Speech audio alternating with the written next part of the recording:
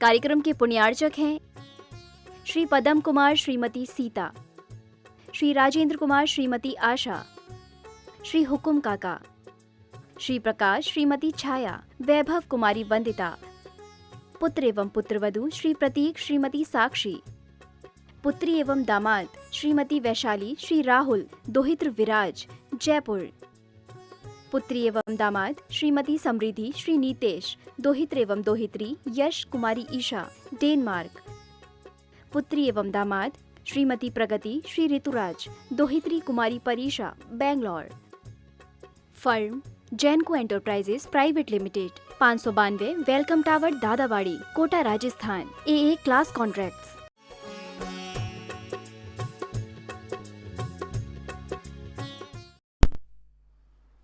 नमो सिद्धार्णं नमो आयर्याणं नमो वज्रायाणं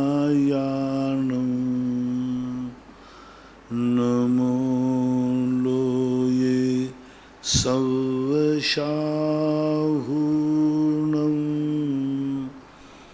पंच परमेष्टि भगवान की जय। आचार्य श्री गुरुवर कुंद कुंद महाराज की जय।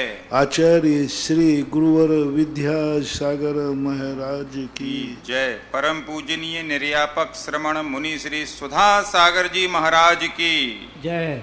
शुल्लक श्री धैर्य सागर जी महाराज की जय। समस्त जिज्ञासा कर्ताओं की ओर से मुनि श्री के चरणों में कोटि कोटि नमोस्तु। पूज्य श्री पवन वंदना सतना मध्य प्रदेश से नमोस्तु भगवन। जैसी व्यवस्था स्वर्ग में है, ना जन्म का दुख ना बुढ़ापे का गम, क्या मनुष्य व त्रिंच गति में ऐसी व्यवस्था क्यों नहीं है? प्रकृति की नेचुरल व्यवस्था है, भोगभूमि की व्यवस्था मरण की तो है, वहाँ कपूर के समान शरीर बिखर जाता है, लेकिन जन्म के संबंध में तो उनको नौमाय गर्भ में तो रहना ही पड़ता है। अब ये प्रकृति प्रदत्त प्रोसेस है, अब इसके लिए कोई भी तर्क इस पर नहीं चल सकता है, क्योंकि प्रकृति ने जिसको जन्म लेने की जो प्रक्रिया बनाई है उस प्रक्रिया से तो गुजरना ही पड़ता है। तीर्थंकर भी क्यों ना हो, तीर्थंकर का भी जन्म होता है तो उसी प्रक्रिया से होता है जिसका सामान्य रूप से होता है। मृत्यु में जरूर हम परिवर्तन कर सकते हैं, यदि हम परम औदारिक शरीर प्राप्त कर लें तो मृत्यु का कष्ट नहीं होता है। अब ये नियम है, नियोग है ऐसा। देशना जैन सुधा सागर बालिका छात्रावास सांगानेर से परम पूजनी के चरणों में कोटि कोटि नमोस्तु। 14 मारगणा स्थानों में कितने कितने गुणस्थान होते हैं? प्रश्न ही पूछे थे। 14 मारगणा गुणस्थान। मारगणा स्थानों में कितने गुणस्थान होते हैं? अरे 14 मारगणाएं नहीं होते, गुणस्थान 14 होते हैं। मारगणाओं में अलग अलग मारगणाओं के अलग अलग गुणस्थान होते हैं। मारगणाएं 24 होती हैं और उन मारगणाओं के अंतर्गत जैसे गति मारगणा है। अब गति मारगणा में नरक गति के 4 होते हैं, देव गति के 4 होते हैं, त्रियंच गति के 5 होते हैं, मनुष्य गति के 14 होते हैं। अब उसमें इंद्री मारगणा है तो इंद्री मारगणा में एक इंद्री से लेकर पंच इंद्री तक एक गुण स्थान होता है। संगी पंच इंद्री के 14 गुण स्थान होते हैं। इसी प्रकार से जब अलग अलग हर मारगणाओं के गुण स्थान अलग अलग होते हैं। कुछ ऐसा नहीं है कि हम मारगणाओं सभी मारगणाओं के गुण स्थान एक समान होते हैं, सो बात नहीं। और वो 14 जो हैं वो गुणस्थान होते हैं। गुणस्थान जो होते हैं ये सब अलग अलग होते हैं 14। मानसी जैन सुधा सागर बालिका छात्रावास सांगानेर से नमोस्तु महाराज जी। मेरी शंका है, आप अपने प्रवचन में कहते हैं कि जो माँ का दिल दुखाते हैं तो अगले जन्म में वो अनाथ होते हैं। तो हमने भूल से अपनी माँ पिता का बहुत बार दिल दुखाया, तो अब इसका प्रायश्चित क्या है गुरुदेव? पुण्य योग से हमें 2 माँ मिल गई हैं, एक तो घर में है और एक छात्रावास में। और इसके लिए यही है कि आगे से अब कोई दुख मत दिलाना, पीछे की ताय विसार दे, आगे की सुध ले। भविष्य में ऐसी गलती नहीं करना तो पीछे का किया हुआ समाप्त हो जाए। मुस्कान जैन संत सुधा सागर बालिका छात्रावास सांगानेर से, महाराज श्री हमारे बड़े हमें कुछ नियम लेने से रोक दिया करते हैं क्योंकि वे हमारी शक्ति जानते हैं, पर उस समय जो नासमझी में हम उनसे जो द्वेष कर बैठते हैं उसका क्या फल होता है एवं द्वेष भाव न आवे इसके लिए हमें क्या करना चाहिए? क्योंकि उनका अभिप्राय हितरूप होता है, वो जानते हैं कि तुम नहीं पाल पाओगे, बाद में टूट जाएगा, इसलिए हो सकता। यदि उनको विश्वास दिला दें और उनको विश्वास हो जाए तो फिर वो मना नहीं करेंगे। अब किसी दिन उन्होंने तुम्हारे नियम टूटते हुए देख लिए, पहले तुमने कई बार नियम लिए और तोड़ दिए, इसलिए उनको डर लगता है।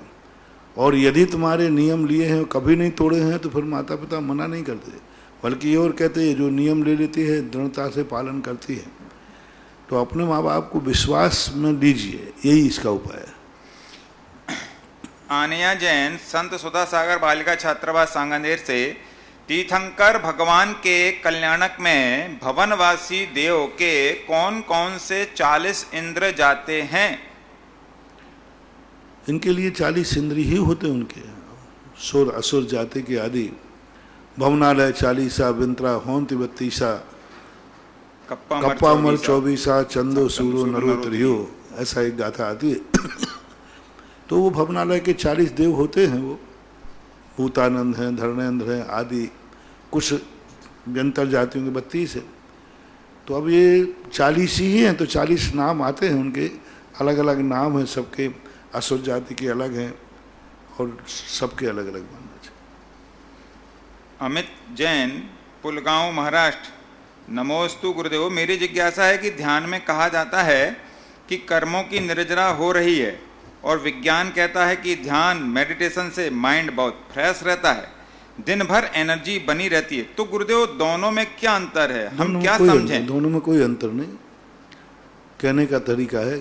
जैन दर्शन कहता है कि ध्यान से कर्मों की निर्जरा होगी, कर्मों की निर्जरा होगी तो हमारी शक्ति प्रकट होगी, हमारा ज्ञान प्रकट होगा, ज्ञानावरणी कर्म क्षय हटेगा तो हमारा ज्ञान प्रशस्त होगा, हम अच्छे रहेंगे। उनको वो मेडिटेशन कहते हैं कि भाई ठीक है, जैसा कि मोडिफाइड कर देते हैं और समझ में आने लग जाता है तो तुखलाता है। दोनों में एक ही बात है, वे कार्य को पकड़ रहे हैं, जैन दर्शन कारण को पकड़ता है कि तुम कारण है, कर्मों के आवरण हटाओ, प्रकाश अपने आप आएगा।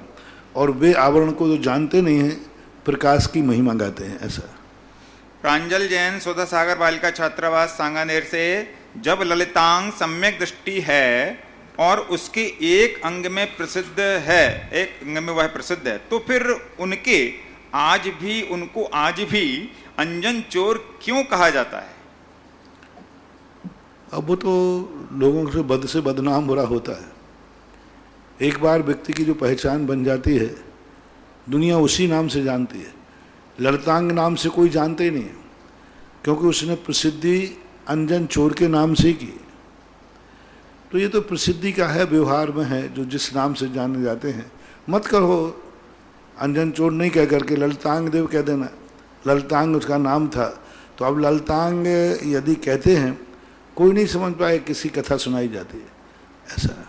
निकिता जैन सुधा सागर बालिका छात्रावास से, हाँ माधिक दंड व्यवस्था क्या है और कब से और कैसे प्रारंभ हुई? जो कर्म भोग भूमि समाप्त होती है, समाप्त होने के बाद धीरे धीरे लोगों में क्रूरता, अपराध प्रवृत्ति बढ़ती जाती है। तो उनको पहले सबसे पहले हा से नाम से कहा जाता था, फिर और क्रूरता बढ़ती रही तो माँ, हा यानी वो अपराधी ये कह देता था, हाँ मुझे दुख है कि मैंने ये गलती क्यों की। राजा कह देता था, मुझे खेद है कि आपने ऐसी गलती क्यों की। दूसरे जब अपराध बढ़ते गए तो बोले माँ। माँ का अर्थ था ऐसा तुम मत करो, ऐसा तुम्हें नहीं करना चाहिए। और तीसरे नंबर पे जब अपराध और बढ़ गए, धिक्कार है। तो अलग अलग कुलकरों के समय पर कुछ कुलकरों तक हा की व्यवस्था थी, फिर माँ की, फिर अंत में धिक्कार की। और अब तो धिक्कार तो क्या, अब तो फांसी की है तो भी अपराध बंद नहीं होते हैं। दृष्टि जैन संत सुधा सागर बालिका छात्रावास सांगानेर से, भगवान परम पूजनी के चरणों में नमोस्तु। भगवान ऋषभ देव आदि का शरीर जन्म से ही परम औदारिक होता है या केवल ज्ञान होने पर होता है? केवल ज्ञान की बात, जन्म के समय अपन सामान्य होता है। फर्क इतना रहता है कि उनका खून जो सफ़ेद होता है, अपन लोगों का लाल होता है, लेकिन निगोदिया जीव वगैरह सब उनमें होते हैं, केवल ज्ञान के बाद उनका होता है। स्वाति जैन जबलपुर मध्य प्रदेश से, गुरुवर नमोस्तु। यदि नारायण एवं प्रति नारायण मृत्यु के पश्चात नरक जाते हैं तो फिर कौन है सलाका पुरुष की कोटि में, क्यों रखा गया है उनको? सलाका पुरुष होना अलग चीज़ है, पूर्व भाव का पुण्य है। पूर्व भाव में जो उनका पुण्य किया है वो तो उनको देना ही पड़ेगा। अब वर्तमान में पाप करते हैं कि दुर्गति जाते हैं, ये बात अलग है, परिग्रह के प्रति उनकी मूर्छा भाव रहती है। लेकिन पूर्व भाव में जो उनने कमाई की है वो तो किसी ने यदि अच्छा कार्य किया है तो पुरस्कृत तो करना ही पड़ेगा। बाद में पुरस्कार के बाद वो घटिया करेगा, नरक जाते हैं। पहले उनने बहुत अच्छे कार्य किए हैं, वर्तमान पर्याय में उनकी मूर्छा, कलह प्रिय होते हैं, युद्ध प्रिय होते हैं, इसलिए उनकी दुर्गति होती है। आयुषी जैन संत सुधा सागर बालिका छात्रावास से, व्यंतर जाति के देव ग्रस्तों को किस तरह प्रभावित कर सकते हैं?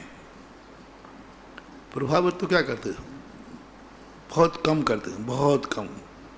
कभी कभार कोई देवता के मन में आ जाए तो वो प्रभावित कर सकते, भय के माध्यम से कर सकते, लोभ दिखा के कर सकते हैं।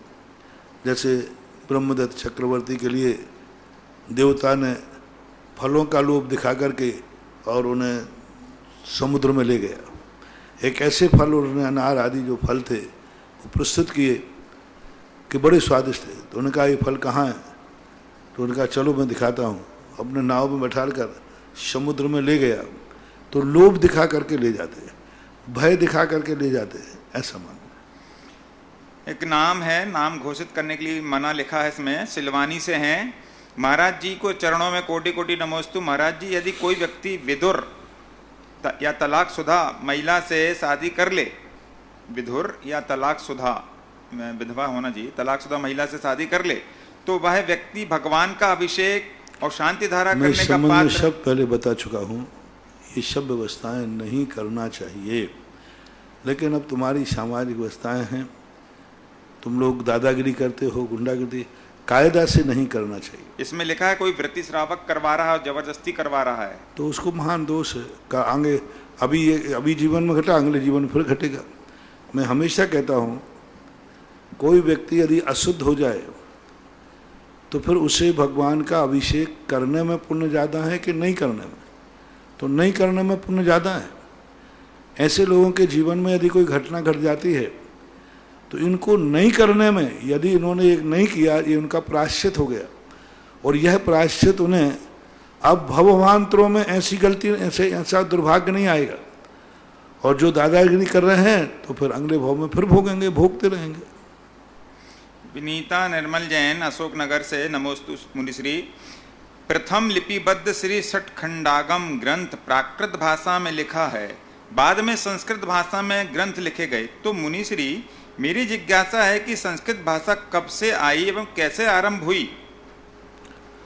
अलग अलग इतिहासकारों ने को अलग अलग ढंग से प्रस्तुत किया। जैनागम के अनुसार, जैन शास्त्र के अनुसार लगभग 2000 वर्ष पहले से शुरू हुई। प्राकृत, उसके पहले जितना काल है सब में प्राकृत ही थी। ईसा शताब्दी प्रथम से अथवा द्वितीय से संस्कृत में, सबसे पहले संस्कृत में कोई ग्रंथ लिखा गया तो वो रत्न करण श्रावकाचार्य, समंत्रभद्र महाराज, कुंदकुंद महाराज ने सब कुछ प्राकृत में लिखा। यति विश्व आचार्य, पुष्पदंत भूतबली और जितने भी आचार्य हुए, इन सब ने प्राकृत में ही लिखा सब कुछ। सबसे पहला ग्रंथ है पूज्यवर समंत्रभद्र महाराज का, जिन्होंने पहला ग्रंथ सबसे पहले संस्कृत भाषा में लिखा, जो वर्तमान में उपलब्ध है, क्योंकि उसके पहले कोई ग्रंथ किसी का संस्कृत में नहीं मिलता। खुशी जैन बरगांव जिला दमोह से, नमोस्तु महाराज जी, मेरा प्रश्न है कि कई लोग बोलते हैं कि खाली कैंची चलाने से कर्ज बढ़ता है। अगर किसी के बैंक में पैसे ही ना हो तो वह खाली कैंची चलाएगा तो उसका कर्ज कैसे बढ़ेगा? क्या खाली कैंची चलाने से कर्ज बढ़ता है? ये लोकोक्तियाँ कहलाती हैं, इनका कोई अर्थ, कोई सैद्धांतिक अर्थ नहीं है। कोई काली कैंची चलाना अशुभ मानते हैं कि खाली कैंची चला रहा है, इसका अर्थ है झगड़ा करेगा, बंटवारा करेगा, टूट फूट करेगा। तो अलग अलग एक नैमित्तिक संकेतों को लोग मान लेते हैं।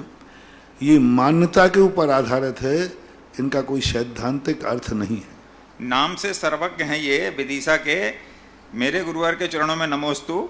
गुरुवर, आपने प्रवचन में बताया कि भरत चक्रवर्ती रोज सुबह ब्रह्म मुहूर्त में उठता था, तो मेरी जिज्ञासा है कि ब्रह्म मुहूर्त कितने बजे से शुरू होता है और कब तक चलता है और कितने घंटे का होता है? सूर्य उदय से 3 घंटे पहले का ब्रह्म मुहूर्त कहलाता है। अब सूर्य उदय अलग अलग समय पर होता है, सर्दी में अलग होता है, गर्मी में अलग होता है। जब भी सूर्य उदय होता है तो उसके 3 घंटे पहले ब्रह्म पहर कहो, ब्रह्म मुहूर्त कहो, ये सामान्य से मध्यम यदि विषय लेते हैं तो 4 बजे से माना जाता है कि 4 बजे से मुहूर्त होता है। लेकिन जब गर्मियों में दिन बड़े होते हैं, सूर्य उदय जल्दी हो जाता है, 5:20 पे 25 पे सूर्य निकलता है, तो उस समय फिर 3 घंटे आगे लेना पड़ेगा, तो वो ऐसा बन जाता है। महेंद्र जैन इंदौर, नमोस्तु गुरुवर। किसी ने कहा कि व्यक्तित्व अपना शून्य सा रखें ताकि कोई कुछ घटा सके और हमें कुछ खोने का एहसास न हो। महाराज जी, संसार में व्यक्ति सिर्फ पाना ही चाहता है, तो फिर खोने से डरता क्यों है? क्योंकि वो नया कमाने में जिसकी ताकत नहीं थी वो खोने से डरता है। वो जब जितना कमाया वही बड़ी मुश्किल से कमाया, तो आगे के लिए वो खोता है तो डर लगता है। और जिनको सहज कमाने में होता है वे गंवाने से डरते नहीं। जो कोई एक किताब लिख लेते हैं ना, एक उदाहरण आता है कि एक शिष्य ने किताब लिखी, अब जिंदगी में बड़ी मुश्किल से तो वो किताब लिख पाया, गुरुजी को दी। गुरुजी समुद्र में यात्रा कर रहे थे, गुरुजी मैंने एक किताब लिखी, जिंदगी में पहली बार लिखी, बहुत मेहनत की, एक बार आप देख लीजिए। गुरु ने पूरी किताब पढ़ करके समुद्र में फेंक दी। अब शिष्य रोने लगा कि गुरुदेव ये क्या कर रहे हो, ये क्या कर रहे हो, ये तो आपने सब कुछ खत्म कर दिया। बोले सब कुछ खत्म कर दिया? बोले कागज पेन लाओ। गुरुजी ने वही की किताब लिख करके उसको दे दी, बोले ये पकड़ो। खोने का डर उनको है जिनको आगे आने के कोई चांस नहीं है। भर्तृहरि ने के संबंध में आता है कि उन्होंने कुछ रस प्राप्त किया। सुखचंद्र मुनि महाराज के पास गए, उनके बड़े भाई थे, तो उन्होंने कहा भैया देखो मैंने 12 साल के अंदर, पूरी लंबी कहानी, 12 साल के अंदर हमने ये सोने बनाने का रस लाए। महाराज ने पीछे से यूं गिरा दिया, तो घबरा गया, बोले महाराज जी आपने क्या किया? 12 साल की मेहनत का रस आपने मिट्टी में गंवा दिया। बोले ये सोना बनाने का रस था। महाराज ने कहा अच्छा तुम्हें इतना गम है? अब देखो खोने का इतना गम कि उसको क्रोध आ गया। सुखचंद महाराज ने अपने माथे पर पसीना आ रहा था, पसीना हाथ में लेकर के एक चट्टान पड़ी थी उस पर फेंक दिया, वो चट्टान सोने की हो गई। इधर से यूं फेंक दिया, सोने की हो गई। वो कहता ये क्या है? बोले तुमने 12 साल तुमड़ी में कमाया, मेरे तो शरीर का रोम रोम में सोने बनाने की कला आ गई। तो जो कमा के जानते हैं उनको गंवाने का कोई गम नहीं होता, ऐसा मानना। सरला चूड़ीवाल, भीलवाड़ा, राजस्थान, जगत पूज्य के चरणों में नमन। मृत्यु आने से पूर्व मृत्यु को कैसे सुधारा जा सकता है? मृत्यु आने के पूर्व ही तो मृत्यु को सुधारा जाता है, मृत्यु के बाद थोड़ी सुधारा जाता है। कैसे? जब मृत्यु आ जाती है तो अपने आप में व्यक्ति समस्त प्रकार के बुरे भाव छोड़ता है, बुरी आदतें छोड़ता है और परिग्रह के प्रति मूर्छा छोड़ता है। जब कर्म ही छुड़ा रहा है तो मैं को छोड़ता हूँ। जिसे हमारे यहाँ संलेखना कहते हैं, समाधि कहते हैं। स्वर्गों में जो सम्यक दृष्टि देव होते हैं उनकी 6 महीने पहले संकेत मिलता है, फिर बिल्कुल उदासीन हो जाते, कुछ संसार कार्य में रुचि नहीं लेते। खेद भाव से नहीं, हर्ष भाव से, बहुत देख लिया, बहुत भोग लिया संसार में, अब मेरा मरण आ रहा है, अब मैं इन सब विकल्पों से दूर होते। तो जो संसार में हमारी मूर्छाएं हैं, कसाएं हैं, वासनाएं हैं, इनको मरने के पहले, पता चलने के पहले यदि व्यक्ति सुधार लेता है तो अच्छा मरण हो जाता है। नेहा जैन, बनगांव जिला दमोह, नमोस्तु महाराज जी। प्रश्न यह है, जब जीवन में घोर अंधेरा छा जाए तो समझ लेना कि ईश्वर आपके सुंदर भविष्य की तस्वीर गढ़ रहा है, पर ऐसे बुरे समय में लोग अपना धैर्य खो देते हैं, तो ऐसे समय में धैर्य कैसे बनाए रखें, भगवान पर श्रद्धा कैसे रखें? ये सारी आपकी कल्पना है। अंधेरा हो रहा है इसका अर्थ भगवान को उजाले की तस्वीर रच रहा है, ये सब आपकी धारणा है। न भगवान किसी को अंधेरा करता है, न भगवान किसी को उजिला करता है। अंधेरे के अर्थ है कि अंधेरे में यदि हमने ये नियम ले लिया कि अंधेरा है तो मैं चलूंगा नहीं क्योंकि जीवों की विराधना होगी, तो समझ लेना कि अब तुम्हारी जिंदगी में सबसे अच्छा उजिला आने वाला है। और तुमने कहा कि हम तो चलेंगे, अंधेरा क्यों आया? तो अंधेरे में जीव मरेंगे, बोले 100 बार मरे, मुझे चलना है तो चलेंगे, तो फिर उस व्यक्ति का कभी उजिला नहीं आता। ऐसे दिगंबर मुनि देखो, जैसे ही अंधेरा होता है चलना बंद कर देते, चलते हैं तो पीछे लगा के चलते हैं। क्यों? जीव की विराधना नहीं हो जाए। अब इनकी जिंदगी में सबसे अच्छा उजेला आएगा। अंधेरा आने पर अंधेरे के दुष्परिणामों से यदि अपने आप को बचाते हैं, बुरे दिनों में बुरे परिणामों से अपने आप को बचाते हैं, तो अच्छे दिन आएंगे। बुरे दिन आवे और बुरे परिणाम आ जाएं तो कोड़ में खा जाए। जब जब बुरे दिन आवे उस समय अपने परिणामों को अच्छे रखना चाहिए। बुरे दिन आने पर चिड़चिड़ापन नहीं आना चाहिए, बुरे दिन आने पर कसाय नहीं आना चाहिए। उस समय व्यक्ति को समता भाव आना चाहिए, ऐसा मान। विजय जैन मुंबई, नमोस्तु महाराज जी। क्या मनुष्यों की आत्मा अगले जन्मों में वनस्पति काय जीव भी बनती है? क्या अलग अलग इंद्रिय जीवों की आत्मा में कर्म बंध के अलावा कुछ और भेद भी होता है? इंद्रियों एक इंद्रिय आदि बन सकते हैं, वनस्पति काय बनते हैं। अलग भेद का अर्थ तो क्या है? तो संसार में जन्म लेगा पंचेंद्रियों में, या फिर पुरुषार्थ कर तो मोक्ष जा सकता है, और क्या। पीयूष जैन, बड़ा गांव धसान, नमोस्तु गुरुदेव। उपसम सम्यक्त्व और प्रथमोपसम सम्यक्त्व में क्या अंतर है? कृपया सरल उदाहरण दे के समझाएं। दोनों एक ही है। उपसम सम्यक दर्शन और प्रथमोपसम सम्यक दर्शन एक ही है, क्योंकि उपसम सम्यक दर्शन जितने बार भी होगा उसको प्रथमोपसम ही कहा जाता है, क्योंकि वो मिथ्यात्व की पूरी क्रिया प्रोसेस फिर से शुरू करता है, इसलिए दोनों में एक ही नाम है। ये मुस्कान जैन, बनगांव, जिला दमोह से। मेरा प्रश्न है कि जब किसी का नया घर बनता है तो वह अपने घर में काला झंडा या काला मटका लगा देते हैं, तथा जब किसी की नई गाड़ी आती है तो वह अपनी गाड़ी में काला जूता टांग देते हैं नीचे। क्या घर और गाड़ी को भी नजर लगती है या करना उचित है? क्या तंत्र विद्या कहलाती है। अपने यहाँ 2-3 चीजें, यंत्र, मंत्र, तंत्र, ये तांत्रिक विद्याएं कहलाती हैं। तांत्रिक विद्याओं का प्रभाव पड़ता है उनके ऊपर जो इसको मानते हैं, जो नहीं मानते उनके ऊपर प्रभाव नहीं पड़ेगा। लेकिन हर व्यक्ति कहीं ना कहीं से तंत्र को मानता है, तो ये तांत्रिक रूप से है, इनके प्रभाव होते हैं, बराबर होते हैं, इनको नकारा नहीं जा सकता। लेकिन तांत्रिक प्रभाव उन्हीं के ऊपर पड़ता है जिनकी उपादान शक्ति कमज़ोर होती है, जो हर चीज़ में भय जाते हैं।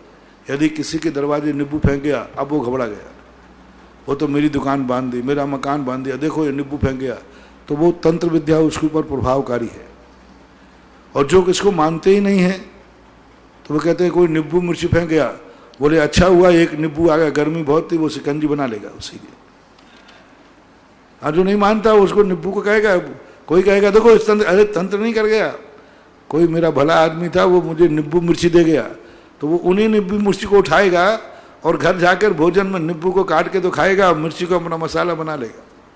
अब इसके ऊपर कोई प्रभाव नहीं पड़ सकता तंत्र का, ऐसा। कुमकुम जैन, कृष्णानगर, दिल्ली से। मेरे महाराज जी के परम पावन चरणों में नमोस्तु। महाराज जी, जब हमें घर में मंदिर, जाप आदि करने का स्थान बनाना हो तो हमें आगम के अनुसार क्या क्या लगाना चाहिए और क्या क्या नहीं लगाना चाहिए उस मंदिर में? अपने घर में सामान, चित्र आदि लगा लो, उसको मंगल कलश आदि लग लो, स्वस्तिक बना लो, ओम लिख दो, श्री लिख दो, बस ये सब कर सकते हैं। मूर्ति आदि नहीं रखना चाहिए। मुन्ना जैन, सागर से। गुरुवर, मेरे परिवार की ओर से नमोस्तु। मेरी जिज्ञासा है, प्रेत बाधा को लेकर है। गुरुवर, मेरे परिवार का एक सदस्य 2004 में खत्म हुआ था, जिसकी आत्मा तिरी नहीं, वह प्रेत योनि को प्राप्त हुई है। गुरुवर, वह प्रेत पिछले 16 सालों से हमारे परिवार के सदस्यों को परेशान कर रहा है। गुरुवर, हमने सब प्रकार के उपाय कर लिए लेकिन उस पर कोई प्रभाव नहीं पड़ा, तो हम ऐसा क्या करें कि हम इस समस्या से मुक्त हो जाएं और हम लोग शांति से जीवन जी प्रभाव सकें? इसलिए नहीं पड़ रहा है कि वो आत्मा प्रेत बना ही नहीं है, और प्रभाव इसलिए नहीं पड़ रहा कि वो तुम्हें परेशान कर ही नहीं रहा है। आप लोग खुद उसके साइकोलॉजी इफेक्ट ऐसा हो गया कि आपको वही दिखता है कि वो आ रहा है, वो आ रहा है, वो आ रहा है, वो मुझे परेशान कर रहा है, वो मुझे दिख रहा है, वो स्वप्न में दिख रहा है। सबकी धारणा आप देखना कि किसी एक कमरे में आप रह रहे हैं वर्षों से, आपको कुछ नहीं होगा, और कुछ दिन बाद आपको कह देंगे इसी कमरे में किसी ने सुसाइड की थी। अब जैसे तुम्हें पता है सुसाइड की थी, अब वो रात में दिखने लग जाएगा, वो सफ़ेद कपड़े पहने हैं, वो ऐसा कर रहा है, वो ऐसा कर रहा है, दिखने लग जाएगा। और जब तक मालूम नहीं था तब तक कोई पता नहीं था, कुछ नहीं होता। ये सब आदि प्रेत आदि, उसको वो प्रेत बना ही नहीं है। जैन आगम के अनुसार कोई भी व्यक्ति देवगति को प्राप्त होता है, गति में प्राप्त हो जाता है, आत्मा भटकती नहीं है।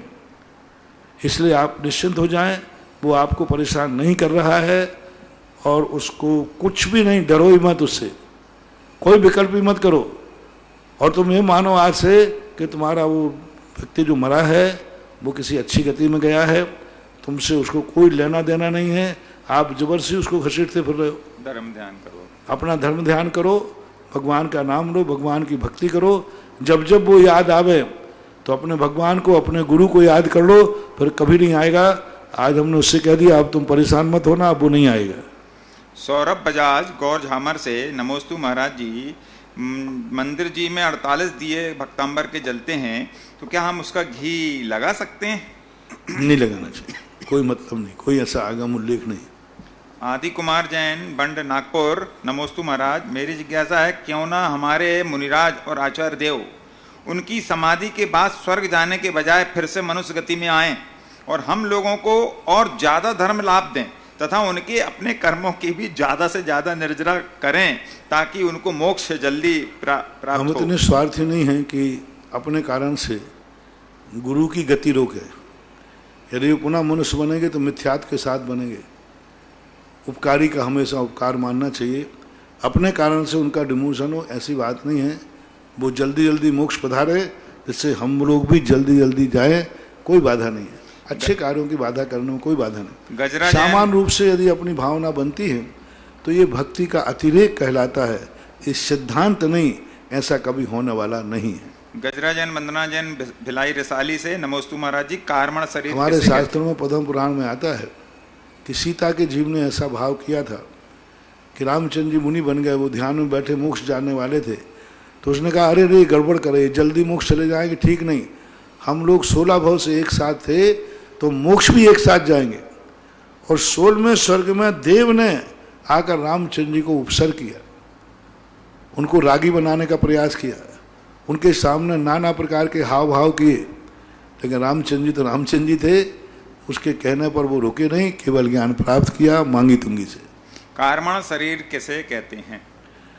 कर्मों के समूह का नाम कार्मण शरीर है, जो अपने 8 कर्म होते हैं। इन 8 कर्मों को एक 8 कर्म के रूप में, समूचे रूप में आत्मा के प्रदेशों के अनुसार बनाए रखना। आत्मा का जो आकार बनता है उस आकार के अनुसार अपने आप को बनाए रखना, एक कार्मण शरीर काम करता है। अंगोपांग नहीं, औदारिक शरीर नहीं। आत्मा का, आत्मा ने जो आकार धारण करेगा, कर्मों को भी वही आकार धारण करना। जैसे कर्म हाथी के शरीर में है, तो अभी कर्म आए तो वो हाथी के शरीर में बराबर इतने बड़े थे, हाथी मरकर चींटी बना, तो उस कार्मण शरीर का जो आकार है वो आत्मा के प्रदेशों के बराबर हो जाएगा।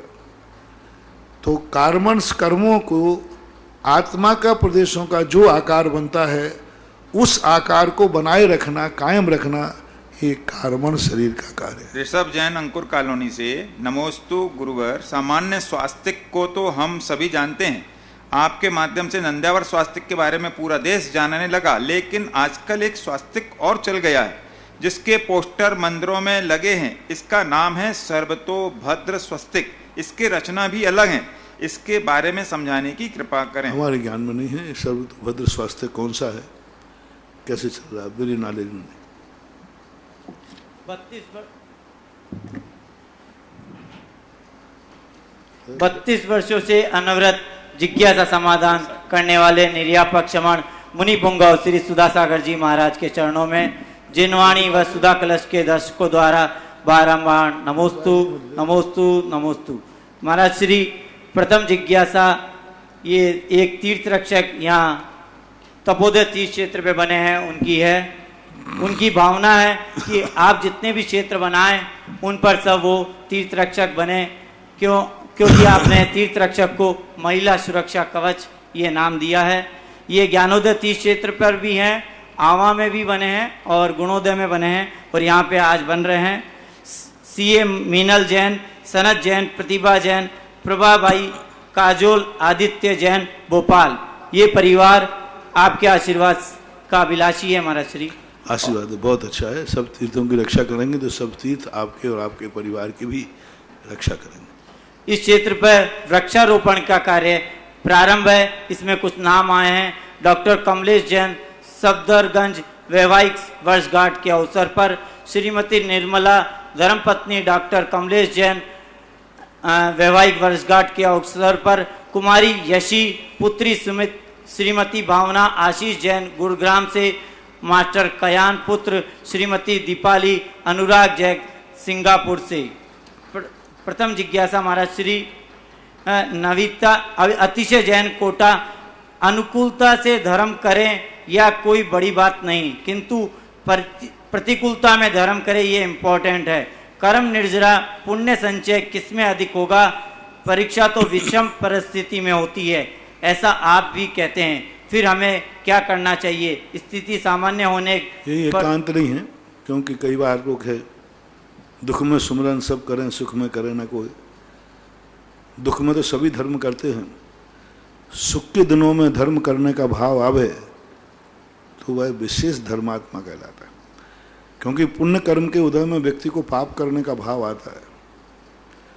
पुण्य कर्म के उदय में यदि व्यक्ति को धर्म करने का भाव आवे तो वो बहुत बड़ी चीज मानी जाती है। पैसा हाथ में आए, वैष्णव में खर्च करने की अपेक्षा धर्म में खर्च करने का भाव आवे तो वह बहुत महत्वपूर्ण है। एक गरीब व्यक्ति दान देने का भाव करता है वो उतना महत्वपूर्ण नहीं है, लेकिन एक अमीर व्यक्ति दान देने का भाव करता है तो कुछ उससे हासिल होता है। असमर्थ व्यक्ति कुछ अच्छा करने का भाव करता है और कर नहीं पाएगा, उससे कुछ हासिल नहीं होता, थोड़ा बहुत उसकी भावना का प्रभाव पड़ता है। लेकिन समर्थ व्यक्ति कुछ करने का भाव बनता है तो कुछ होता है। इसलिए समर्थता में, अनुकूलताओं में धर्म का भाव आ जाए बहुत बड़ी बात है। अंधा व्यक्ति कुछ नहीं देख रहा है ये कोई महत्वपूर्ण नहीं है। आंखों वाला व्यक्ति गलत कार्य को देख के आंख झुका ले तो वो वीतरागी कहलाता है। अंधा व्यक्ति किसी को नहीं देगा, बुरे कार्य अंधा व्यक्ति नहीं देखता, बुरे दृश्य अंधा नहीं देखता, उसी कोई विशेषता नहीं। लेकिन आंखों वाला बुरे दृश्य देखकर आंख झुका ले तो समझ लेना चाहिए कि ये बहुत बड़ी साधना है। जो गूंगा है वो जिंदगी भर मौन रहता है, उसका व्रत नहीं माना जाता। लेकिन जो बोलने की ताकत रखता है वो घंटे भर भी मौन रहता है तो वो मौन व्रत माना जाता है, व्रत की कोटि में आता है। इसी प्रकार से कोई भी व्यक्ति हर क्षेत्र में लगा लेना। जब व्यक्ति के पास समर्थ होता है, समर्थवान व्यक्ति यदि धर्म करता है तो वो अपनी समर्थता का सदुपयोग कर रहा है, यानी वो आगे भी समर्थ होगा। असमर्थ व्यक्ति तो सभी करते हैं। हमारे पास बहुत लोग आते, महाराज आपके प्रवचन सुनकर ऐसा भाव आता। मैंने कैसा आता है? महाराज ऐसा भाव आता महाराज पूरा क्षेत्र मैं ही बना डालूं, पूरा क्षेत्र आप जो बोलो सब बना डालूं। मैंने कहा अच्छा ऐसे भाव आते? हाँ। ताकत कितनी है? बोले महाराज जी वो 1100 की एक ईंट की भी ताकत नहीं है। भावना कितनी कर रहा है?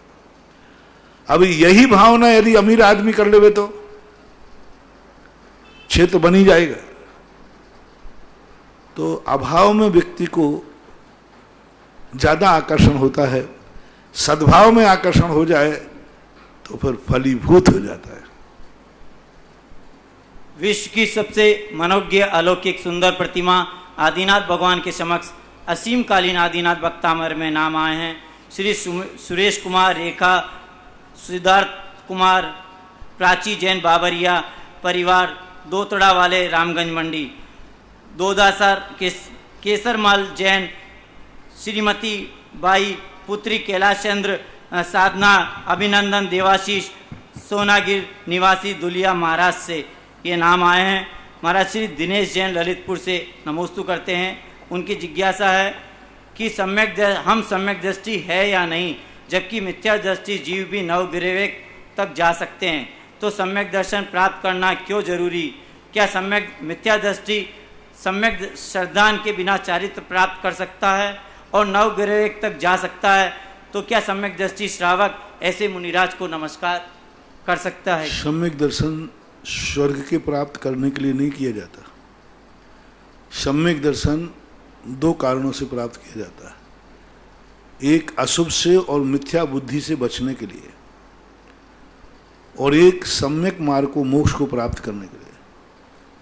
जो मुनिराज बनते हैं वो भी संसार के कार्यों को प्राप्त करने के लिए नहीं बनते, संसार से पापों को बचने के लिए और शुभ यानी शुद्ध को प्राप्त करने के लिए बनते।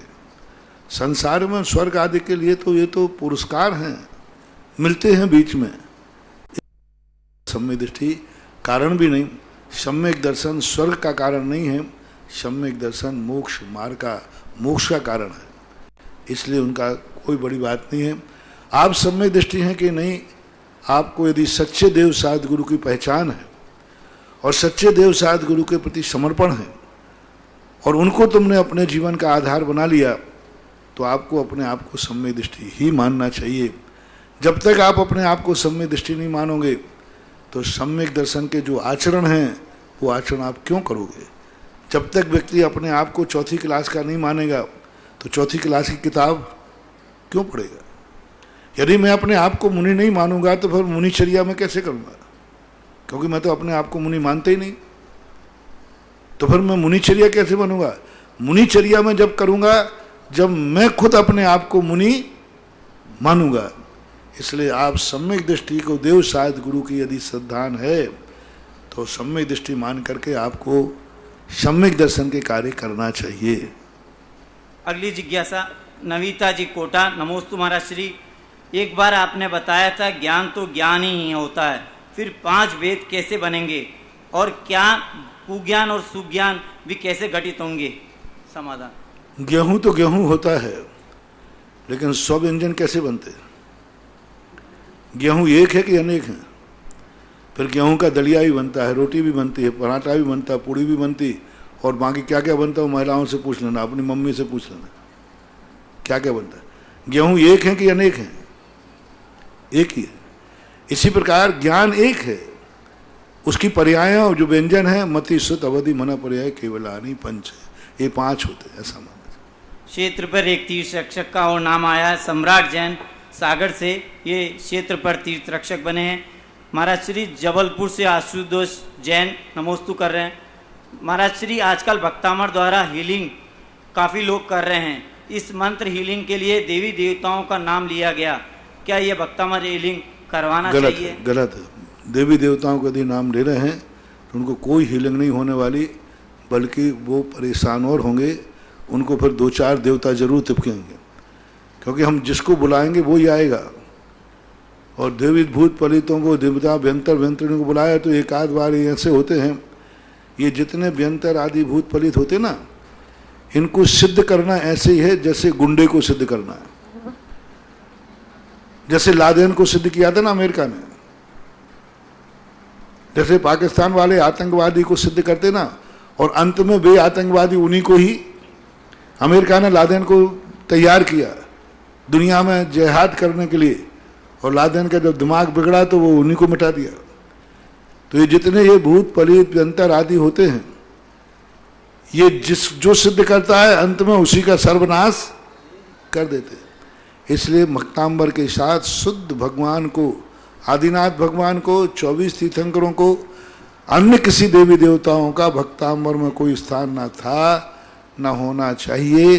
जो ऐसा कर रहे हैं, कुछ लोगों ने मंत्र ऐसे बना दिए 16वीं 17वीं शताब्दी के समय, कुछ देवी देवताओं से जोड़ दिए, ये उन्होंने भक्तांबर का अतिशय कम किया है, अतिशय का प्रभाव कम होगा। पूज्यवर मानतंग आचार्य महाराज ने पूरे भक्तांबर पाठ में कभी भी देवत्व शक्ति को महिमा मंडित नहीं किया, कभी भी उसको सिद्धि का कोई उपाय नहीं बताया, न उनका आह्वान बताया, बल्कि देवताओं भगवान के सामने उनको त्रोहित किया। भक्तांबर प्रणति मौल मणि प्रभाणाम मुद्योतिकम दलित पाप तमोबितानाम। हे भगवान, उन देवताओं के मुक्तों में रखी हुई मणियां तेजहीन थी, लेकिन जैसे ही आपके चरणों में नमस्कार किया तो उन मणियों का तेज बढ़ गया, यानी आपके चरण उन मणियों से भी ज्यादा तेजस्वी थे।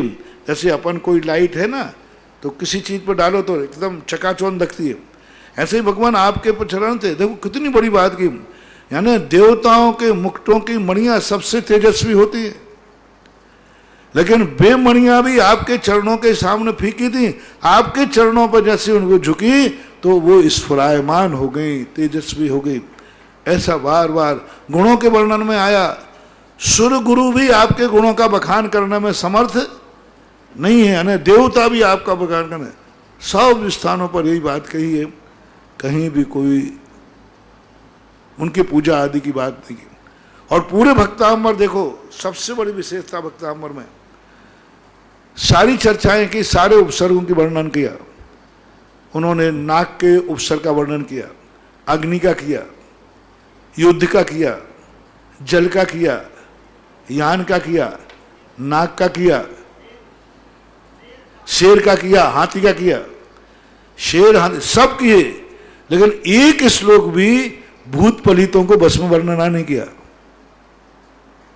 मैंने बहुत सोचा, मैंने कहा एक श्लोक और लिख देते तो और थोड़ा बड़ा, किसी को भूत पलित हो तो वे सब आपके उतर जाते।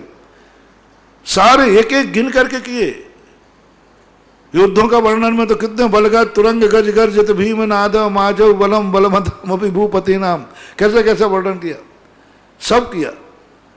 दो दो श्लोक, लेकिन एक भी श्लोक ये देवी देवताओं के लिए नहीं लिखा, भूत पलितों के लिए नहीं लिखा, झाड़ा फूंकी का नहीं लिखा कि व्यंतर आदि देवता आदि यदि कोई परेशान करें तो महाराज भक्तांबर में कौन सा श्लोक है, आदिनाथ भगवान को कैसे नाम ले, नहीं लिखा।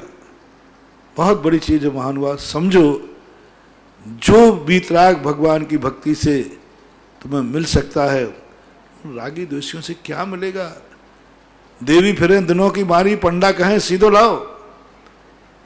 वे खुद अभी आफत के मारे घूम रहे हैं, वे अभी दुर्योनी में पड़े। वे उनके ऐसे कर्म होते तो व्यंतर आदि बनते क्यों, उनको दुर्देव कहते। भवनत्रकों में जन्म लेना कोई अच्छी बात नहीं है। खोटे कर्म जो करते हैं वे भवनत्रक में जन्म लेते हैं। जो स्वयं ऐसे खोटे कर्म करे के भवनत्रक में जन्म लिया, उनकी आराधना करने से तुम्हारा क्या कल्याण होगा, तुम भी खोटे ही बनोगे, ऐसा ध्यान रखना।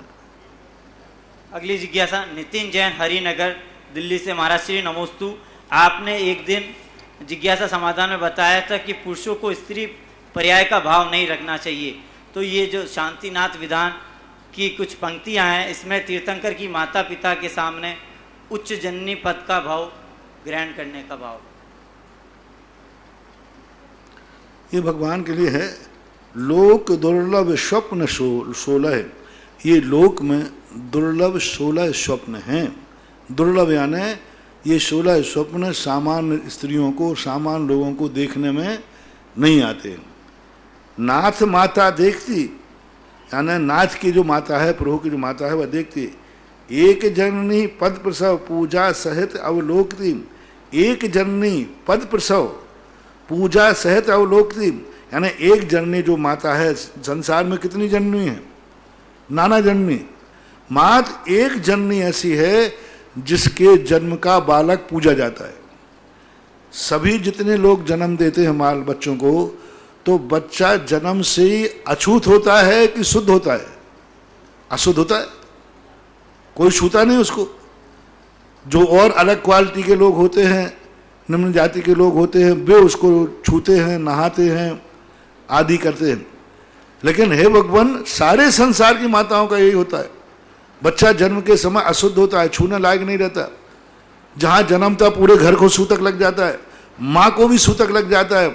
लेकिन हे भगवान, आपकी एक आप जननी ऐसी हैं कि आपके जन्मते ही बालक अशुद्ध नहीं हुआ, इतना पूज्य हुआ, इतना पूज्य हुआ कि संसार के बालकों को तो नीच लोग छूते हैं, संसार में सबसे उच्च गोत्री सौधर्व इंद्र इंद्राणी आके ले गए और मेरू पर्वत पर आपकी उस बालक की पूजा हुई, अभिषेक हुआ। एक जननी पद प्रसव पूजा सहित अवलोकती, तीर्थेश चक्री अनंग पद भूषित प्रभु की अर्चना।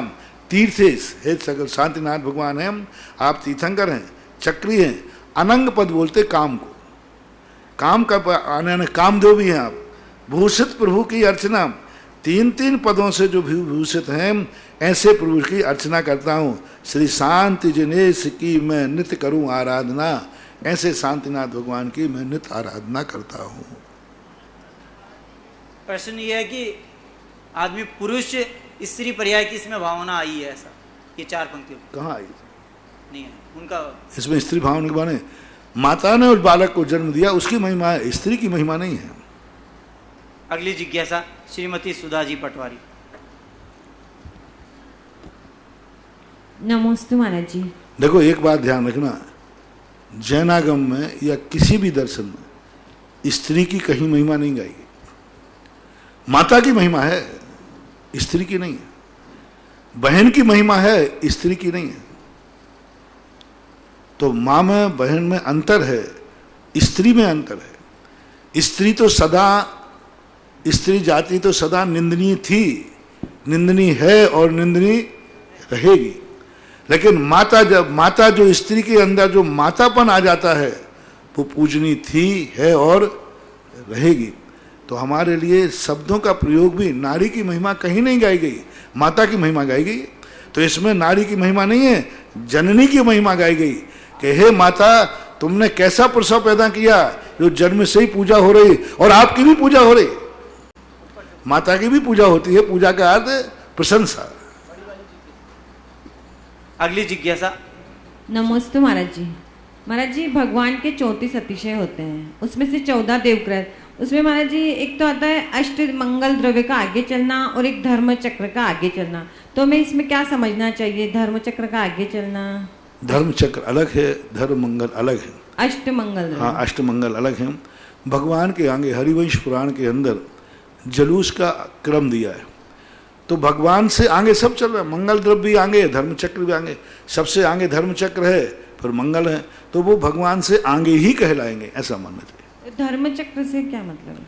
धर्म चक्र एक प्रकार का संकेत होता है, जैसे चक्रवर्ती का चक्र होता है, ऐसा 24 आरों वाला एक बहुत सुंदर, बहुत आकर्षण, मतलब ये भी मंगल द्रव्य में? जरूर नहीं, मंगल द्रव्य से अलग है। मंगल द्रव्य में धर्म चक्र अलग है, मंगल द्रव्य अलग है। धर्म चक्र एक प्रकार का ये मानने और संकेत होता है, आगे चलता है, जो उसको देखकर लगा लेते हैं कि ये जलूस कोई धार्मिक जलूस है और वो जैन धर्म का प्रतीक है। अगली जिज्ञासा ऑडियो के माध्यम से। परम पूज्य गुरुवर्य निर्यापक श्रमण मुनि पुंगव श्री सुधा सागर जी महाराज के चरणों में सुरेंद्र भारती परिवार का त्रिवार नमोस्तु। पूज्य मुनि श्री, मेरे मन में यह जिज्ञासा है कि भगवान का जो समोसरण लगता है, उसके लिए स्थान उनकी इच्छा से तय होता है या सौधर्म इंद्र की इच्छा से? दूसरे, जब एक समोसरण छोड़कर भगवान कहीं अन्यत्र विहार करते हैं, श्री विहार, तो वह विहार उनकी इच्छा से होता है या वहाँ के जीवों की भावना के कारण? पुण्य, जैसे भवि भागन बस जोगे बसाए कहते हैं कि दिव्य ध्वनि भव्य जीवों के भाग्य से खिड़ती है, तो क्या वहाँ के जीवों का भाग्य प्रबल होता है जिसलिए भगवान उसी दिशा में आगे बढ़ते हैं? कृपया समाधान कीजिए। केवल ज्ञान के संबंध में पूज्य जिनसेन स्वामी ने महापुराण के अंतर्गत लिखा कि केवल ज्ञान का स्थान कौन सा है, तो उन्होंने कहा जहाँ मुनि साधना करता है, तपस्या करता है, शुक्ल ध्यान करता है, वही केवल ज्ञान की स्थली बन जाती है। इसलिए इस ढाई द्वीप के अंदर ऐसा एक भी स्थान नहीं बचा जहाँ किसी न केवल ज्ञान प्राप्त न किया हो। केवल ज्ञान प्राप्त करने के 24 तीर्थंकरों में भी कोई नियत काल नहीं कहा गया। जन्म का और निर्माण के तो फिर भी नियत काल कहे गए हुंडावसर्पणी को छोड़ करके। ऐसा कहा जाता है कि तीर्थंकरों का जन्म और निर्माण, अयोध्या में जन्म, शिखर जी में निर्माण, ये, लेकिन केवल ज्ञान के लिए किसी भी आचार्य ने ये कथन नहीं किया कि केवल ज्ञान कहाँ होगा। दीक्षा तो फिर भी ठीक है, जहाँ जो उनका जन्म हुआ वहीं गर्भावतरण हुआ, वहीं पास में दीक्षा होगी। लेकिन केवल ज्ञान के लिए किसी भी आचार्य ने ये नहीं कहा कि केवल ज्ञान का नियत स्थान होता है, क्योंकि केवल ज्ञान का कोई नियत समय नहीं, नियत स्थान नहीं। कहीं विहार करने जा रहे हैं और वहीं ध्यान में बैठ गए। सपोज कीजिए पारसनाथ भगवान यहाँ विहार करते हुए आए, वो ध्यान में बैठे, निमित्त ऐसा बन गया कि उनको केवल ज्ञान हुआ। भगवान के यहाँ केवल ज्ञान प्राप्त करने की इच्छा नहीं थी, भाव होता भी नहीं, क्योंकि वो शुक्ल ध्यान और चारित्र का परिणाम है। शुक्ल ध्यान और चारित्र के माध्यम से केवल ज्ञान होता है। क्षेत्र का केवल ज्ञान से कोई लेना देना नहीं है। क्षेत्र का इतना ही लेना देना है कि केवल ज्ञान जो है ढाई द्वीप से बाहर नहीं होगा, क्योंकि मनुष्य बाहर होते नहीं। बाकी कोई नियत स्थान नहीं है क्षेत्र का। दूसरी बात, उनका जो विहार होता है वो भव्य जीवों के पुण्य से ही होता है। शास्त्रों में पूज्य बलबीर सेन स्वामी ने धवला जी में लिखा कि भगवान जो हैं अपनी इच्छा से कभी विहार नहीं करते। कुंद स्वामी ने भी ऐसे ही लिखा, ठाननी से जो विहारा जहाँ भी थे वो माया भी। उनका जो जैसे स्त्रियों में मायाचारी स्वभाव से होती है, ऐसे उनका जो विहार गमन आदि है वो स्वभाव से होता है। प्रथमानुग आदि ग्रंथों में भव्य जीवों के पुण्य के प्रताप से ही लिखा है कि उनके प्रताप से होता है। ना स्वधर्मेंद नियत करता है। यदि स्वधर्मेंद नियत करता तो 15 दिशाओं में 225 कमल नहीं बिछाता। वो पूरी 15 दिशाएं होती हैं और पूरी सभी बिछा के रखता है, पता नहीं भगवान कहाँ मुड़ जाए। इसलिए स्वधर्मेंद्र भी अपने अवधि ज्ञान से नहीं जान सकता। कितनी बड़ी बात कह रहा हूं। स्वधर्मेंद्र अपने अवधि ज्ञान से नहीं जान सकता कि भगवान यहाँ के बाद कहाँ विहार करेंगे। अवधि ज्ञान का विषय नहीं है। मना पर्याय ज्ञानी नहीं जान सकते हैं कि भगवान कहाँ विहार करेंगे, कोई नहीं जान सकता।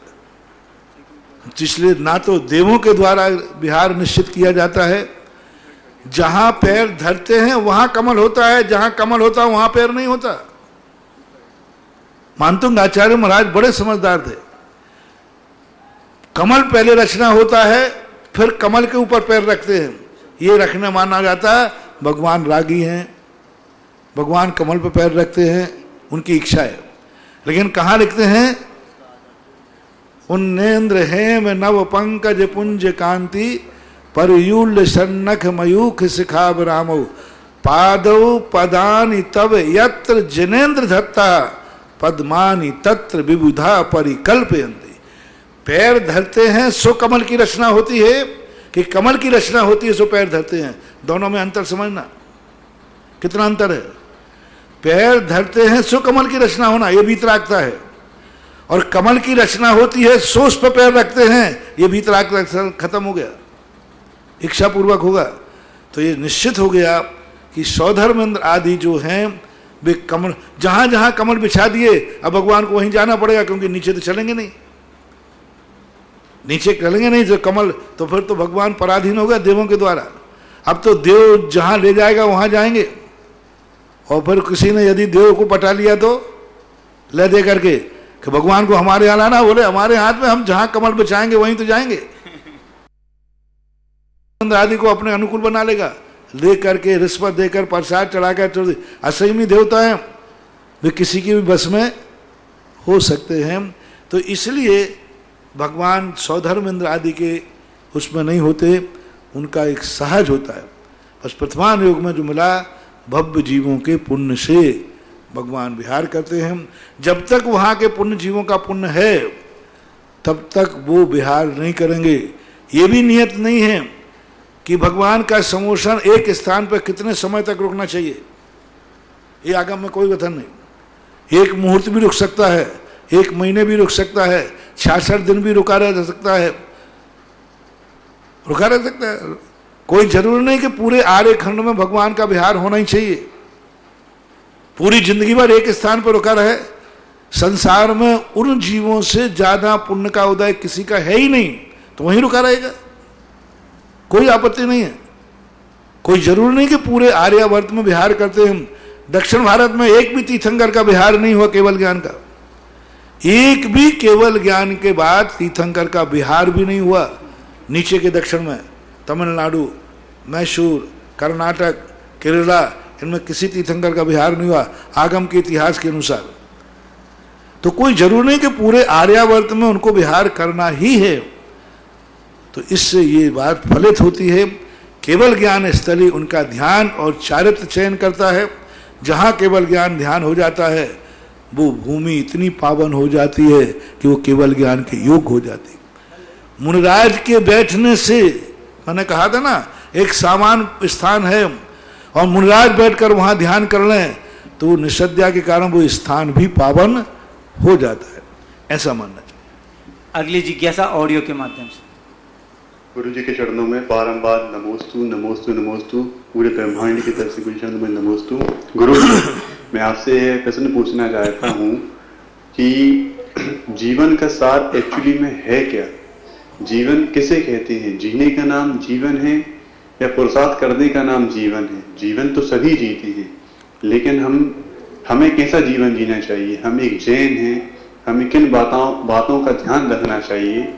इसको आप अपने आप को जो मान रहे हो वही होने का नाम जीवन है। आप यदि अपने आप को जैन मान रहे हैं तो जैनत्व को कायम रखना। हमारे यहाँ एक द्रव्य शक्ति होती है और एक तत्व शक्ति होती है। द्रव्य में तत्व शक्ति आ जाए तो द्रव्य उपयोगी है, और द्रव्य में यदि कुतत्व शक्ति आ जाए तो वह पतन का कारण है, और कोई शक्ति नहीं आए तो उससे कोई मतलब नहीं। जैन हो यदि आपका जीवन है तो जीवन में जीने का आनंद आना चाहिए, एक जीने का गर्व होना चाहिए, जीने की एक अनुभूति होना चाहिए, एक ऐसा होना चाहिए कि हमने आज जिंदा में रहा, आज मैंने इज्जत पाई है। मैंने एक दिन प्रवचन दिया था, आज तुम्हारी जिंदगी में कुछ हुआ है, शाम को तुम्हें हासिल क्या हुआ है? क्या तुम अपनी नजरों में उठे हो? क्या तुम परिवार की नजरों में उठे हो? क्या समाज की नजरों में उठे हो? क्या राष्ट्र की नजरों में उठे हो? क्या ऐसा कुछ किया है कि तुम गुरु की नजरों में उठे हो? किस चीज तुमने आज दिन भर में क्या हुआ? ऐसा क्या किया है जो तुमने उत्थान का कारण बन जाए? ऐसा क्या तुमने देखा है कि जिस पर तुम्हें गर्व है, तुम्हारे परिवार को गर्व है, समाज को गर्व है? ऐसा तुमने क्या सुना जिस पर तुम्हें गर्व है, तुम्हारे परिवार को, समाज को, गुरु को गर्व है? ऐसा तुमने क्या बोला जिस पर बोलने पर तुम्हें भी गर्व है, श्रोता को भी गर्व है, सारी दुनिया को गर्व है? ऐसा तुम चले गए, कहाँ गए थे आज, जहां जाने पर तुम्हें भी गर्व है और परिवार को पता चला तो उसे भी गर्व है और समाज को पता चला तो उसे भी गर्व है? तो इसको बोलते हैं जीवन।